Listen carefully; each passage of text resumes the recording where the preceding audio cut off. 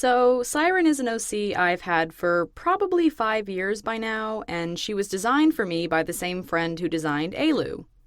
As you can see, the most recent drawing I have, which is still like 3 years old, is a little different from the design I ended up with today.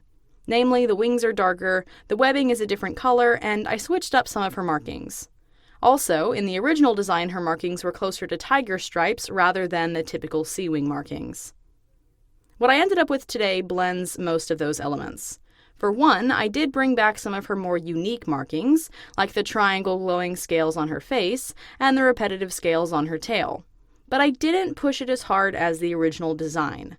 I did want to stick with the mostly canon sea wing markings while still retaining some of the original design's flair.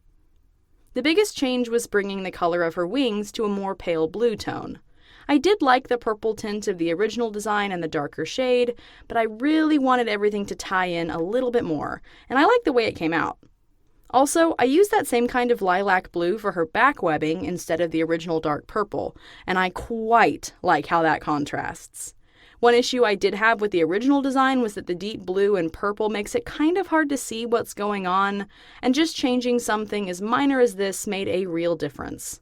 Also, instead of swirls on her wings, which I just honestly kind of hate right now, I went back with these wavy stripe markings to more closely match the patterning on her spine and shoulders.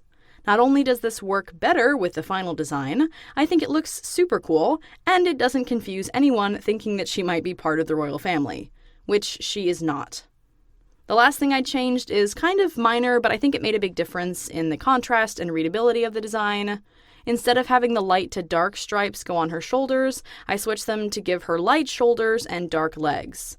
I feel like the main thing that I wanted to change with this design update was the lack of contrast in the old design. Having all of her markings go as dark as they do already makes it hard to see details like line art or her eyes given the color of her eye. But having all of that coloring concentrated in her spine, shoulders, and webbing means it really blended together. But now it's more spread out, and I can see what's going on, which is really nice. Also, I love giving dragons darker markings on their talons because it looks like they're wearing tall boots, and that's dope. Anyways, this was a super fun, chill redesign, and I'm very happy with it. I didn't change a lot, so the design is still very recognizably her, but I did update it just enough to work out some of the kinks, if you will.